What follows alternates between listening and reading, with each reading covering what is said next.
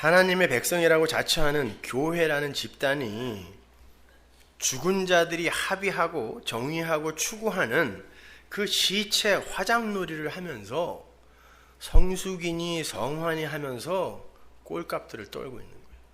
죽은 자들도 할 수 있는 그런 것이 정말 하나님의 백성들에게 요구하시는 하늘의 성숙이겠냐고요. 우린 지금 성숙과 성화를 그렇게 정의하고 있잖아요. 어려운 일이 와도 참고, 원수도 용서하고, 이웃을 섬기고, 착한 일을 많이 하고, 도덕과 윤리를 잘 지키고, 술, 담배도 끊고, 이혼하고 싶어도 안 하고, 뭐 그런 걸 성화라고 하지 않아요? 그건 시체들이 더 잘하는 거잖아요. 시체들이 더 잘하는 거예요. 적어도 믿음에 의한 성화는 그러한 시체 화장놀이와는 다른 것이어야 한다는 생각 안 드세요? 예수를 믿고 난 다음에 일어나는 성숙이 고작 아내에게 폭력 휘둘르지 않고 술, 담배 안 하고 구제에 힘쓰고 사회법이 금하는 그런 나쁜 일 안 하는 정도라면, 그러면 예수 믿기 전에 이미 그렇게 살고 있었던 사람은 어떻게 변해야 돼요? 그런 사람이 있잖아요. 성품이 날 때부터 온화한 그런 사람들이 있어요. 예수 믿기 전부터 그렇게 살던 사람은 어떻게 변해야 돼? 예수 돼야 되는 거예요? 맞아요. 성화는 지금의 상태에서 어느 정도 성숙되어진 상태를 성화라고 하지 않아요. 여러분, 성화라는 단어 자체가 성경에 없습니다. 사람들이 조직 신학이라는 걸 만들어내면서 붙여놓은 이름이 성화인데, 그걸 굳이 풀자면 거룩할 성자예요. 거룩한 하나님이라는 존재화된다라는 건 하나님이 되는 거예요. 그걸 성화라 그래요. 그러면 하나님이 어떻게 될 수 있어요? 없음인 우리가. 내가 없음인 상태가 되어야 하나님이 채우고 들어오는 상태를 성화됐다라고 하는 거예요. 근데 우리는 어줍지 않게 착한 일 몇 개 해놓고 쟤는 성화 90% 됐고 얘는 80% 됐고 얘는 70% 됐고 이러고 있어요.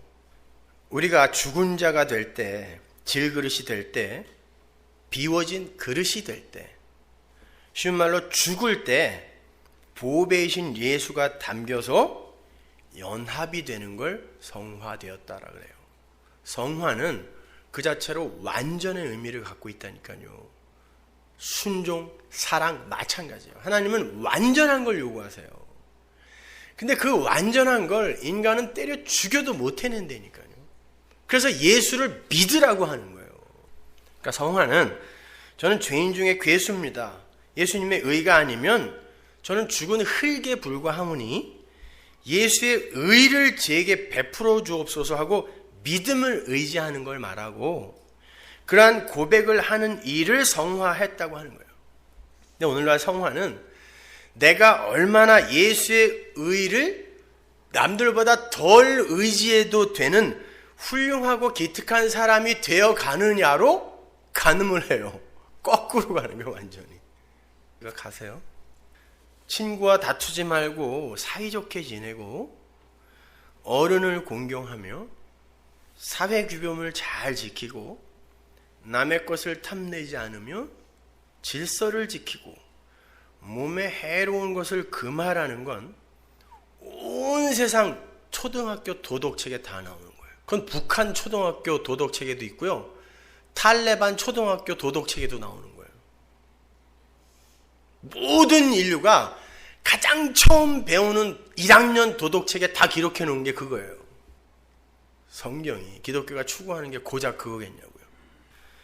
종교와 인종이 다르고 역사와 지형이 다르고 문명과 문화가 달라도 동서고금을 막론하고 똑같은 도덕과 윤리와 착함이라는 게 있어 왔어요. 그리고 그 도덕과 윤리라는 건 시대에 따라서 끊임없이 진화하고 변화하기도 하죠. 그래서 심지어 상황윤리라는 말이 생겨났잖아요. 근데 왜 굳이 믿음이라는 게 필요하겠어요? 그게 기독교가 추구하는 바라면. 믿음이 왜 필요해? 모든 인간들이 이미 다 알고 있는 걸, 그리고 추구하고 있는 바인데, 모든 종교가 다 그거 추구하는데, 어떤 종교가 도덕적으로 살지 말라고 가르쳐요. 사탄교도 도덕 지키라고 그러는데요. 사탄교가 마귀 새끼처럼 막 살아라 이렇게 가르치는 것 같으세요? 아니요. 인간답게 정직하게 살라 그래요. 하나님 없이. 인간이 주인이 된 세상 만들자. 이게 사탄교예요. 그러면 사탄교까지도 주장하는 그걸 기독교가 목적지로 삼아야 되겠냐고요. 온 세상이 믿음 없이도 열심히 훌륭하게 잘 해낸 일이잖아요. 여러분, 성도에게 있어서 성화는 분명히 있어요. 성도는 복음과 무관하게 살 수 있는 존재가 아니라 바울의 이야기처럼 복음에 참여되는 말씀을 맡은 자로 살아야 되기 때문에 그래요. 그러나 그 변화는 시체들도 살아낼 수 있는 그런 시체 화장놀이의 차원에서의 변화가 아니라 얼마만큼 예수의 의를 의지하느냐로 자기가 부인되어지는 모습으로 나타나게 되는 거예요. 성도는 세상에서 모범생으로 변화되어지는 게 아니라 예수 아니면 살 수 없는 자로 바뀌어가는 거예요. 성도는 믿음으로 자신의 행위의 변화를 추구하는 게 아니라 올바른 자기 인식과 올바른 하나님 인식을 하게 되는 거예요. 그렇게 되었을 때 진짜 겸손한 성도의 행함이 나오는 거예요.